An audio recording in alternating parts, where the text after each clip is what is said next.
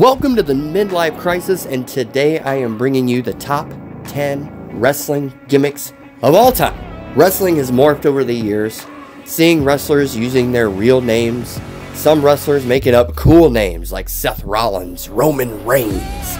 But before any of that was a thing, you had to trot into Vinnie Mac's office and get assigned your gimmick. Whether you loved it or hated it, it was your job to get it over. And these guys, they did just that. Number 10, the Mountie. Yes, Jacques Rougeau needed something to do after the fabulous Rougeau brothers broke up. So, Vince assigned him the Mountie. He always got his man. He was dressed up like a legit Mountie. Hat, red shirt, black pants. Oh yeah, a cattle prod and Jimmy the Mouth of the South Heart. The Mountie battled Randy Savage, Bret Hart, the Big Boss Man, even had a gimmick match with the Boss Man to stay in jail for a night if he lost. The Mountie won the Intercontinental Championship from Bret the Hitman Hart. Hart was in the middle of contract negotiations at the time, but who cares? He was beat 2 nights later by Roddy Piper. The Mountie eventually ended up back in the tag team division with Pierre, who just happens to be Maurice's dad, and won tag team gold with manager Johnny Polo, aka Raven. Yeah, the Mountie did the best with what he had with this gimmick. Number 9, the Godfather. Whether you knew him as Papa Shango, or the Godfather, you had no choice but to roll a fatty for that pimp daddy. Yes, on WWE programming in the 90s, a pimp was front and center in the Intercontinental Championship picture on WWE programming every week. He would legit come to the ring with hoes. Local girls from strip clubs would come to the ring with the Godfather, and he would offer their services to his opponent if they'd just walk away from the fight. Sometimes they did, sometimes they didn't. Either way, the Godfather rode the hoe train all the way to the WWE Hall of Fame. Number 8, the Big Boss Man. Gimmick, former correctional officer. Seems simple enough. Yes, the Big Boss Man, his gimmick alone led to jailhouse matches and nightstick on a pole matches with a former inmate known as Nails. Yeah, the Big Boss Man got over. He was in main events with Hulk Hogan, Randy Savage, Ted DiBiase. He was face, he was heel, he did it all with this gimmick. The only thing he couldn't do was get over without it. When he went to WCW, he tried several different names, none of which went over, and the Boss Man had to come back to the WWE and play the Big Boss Man.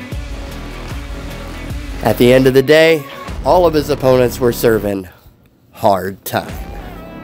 Number 7, the Honky Tonk Man.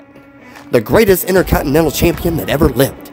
Those are his words, which he said a lot, not mine. But it's hard to argue with the Honky Tonk Man. Wielding his guitar and Jimmy Hart to the ring, he held on to the Intercontinental Championship for 454 days. The longest reigning Intercontinental Champion in history. Gunther's getting close, not quite there yet.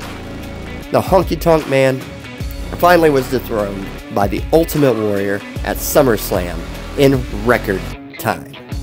But no matter what, the Honky Tonk Man and that gimmick shook, rattled, and rolled all the way to the WWE Hall of Fame. Number 6, Doink the Clown. Yes, the evil clown makes the list. The gimmick of Doink was bestowed on journeyman Matt Bourne. The wicked clown was known to harass the crowd and the town alike. He had a bit of a babyface run in 1993. 3 little people dressed as clowns, known as Dink, Wink, and Pink, would team up with him to take on Jerry Lawler and 3 other little people dressed as kings, known as the King's Court, at Survivor Series. We've had 2 full-size Doinks at one time wreaking havoc in the WWF. The gimmick got some mileage and definitely got over with the crowd. Number 5. The Big Red Machine, Kane. Billed originally as the younger half-brother of The Undertaker, burned in a fire, Kane brought hellfire and brimstone to WWE programming for 20 years. Kane had staying power, that is for sure, and he stayed in the main event scene, whether being a big heel or a big face whenever needed. Feuding with names like The Undertaker, The Rock, Stone Cold Steve Austin, and Triple H made him a household name. Kane was able to adapt his character much like The Undertaker. He even tagged with it, creating a very popular, unstoppable Brothers of Destruction.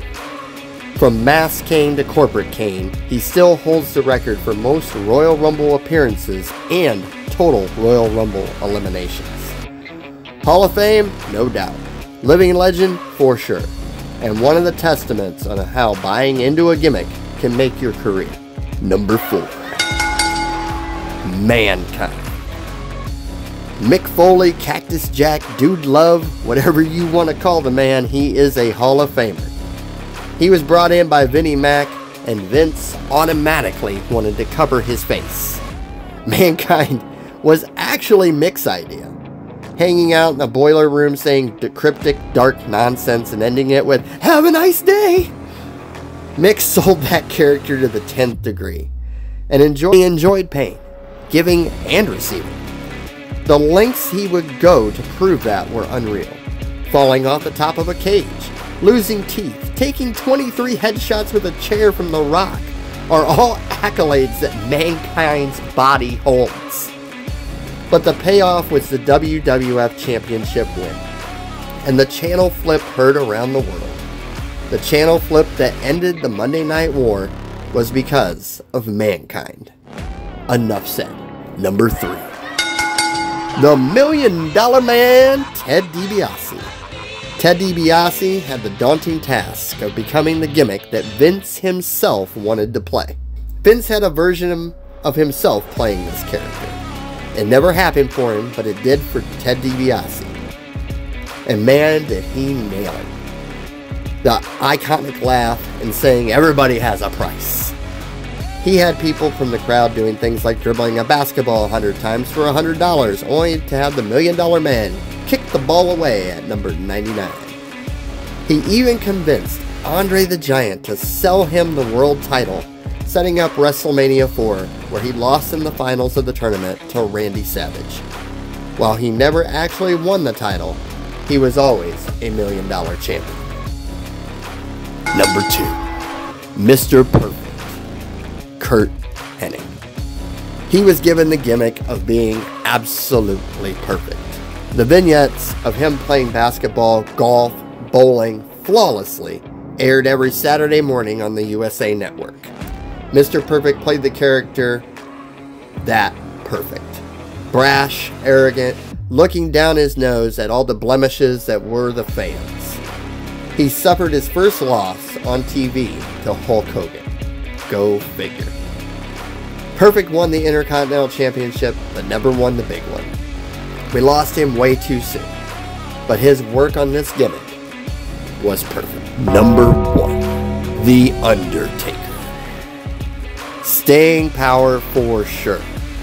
The gimmick debuted in 1990 Survivor Series. He had wrestled before and fit the bill of what Vince wanted for his Old West Undertaker gimmick.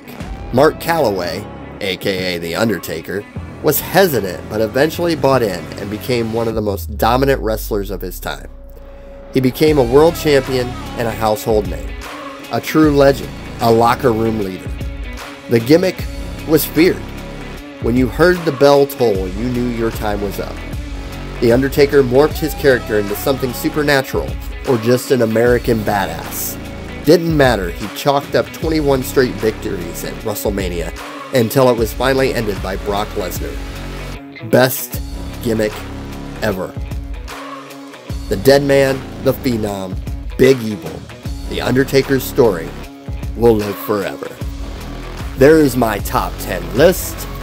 Like, subscribe, click that bell, and we will see you next time.